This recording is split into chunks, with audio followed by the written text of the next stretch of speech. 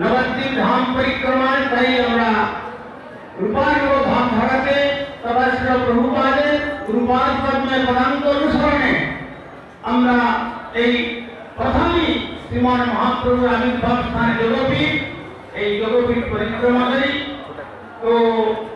এই যে নবদ্বীপ ধাম পরিক্রমা আমার শ্রী গুরুপাদ পদ্ম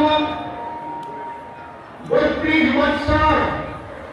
শ্রীল প্রভুপাদ চলে যাওয়ার পরে তিনি এই স্থানে চৈতন্য মঠের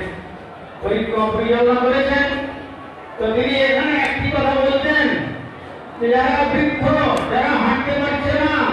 বা হয়তো নবদ্বীপ পরিক্রমা করবার সুযোগ পায় না, তারা যদি এই মহাপ্রভু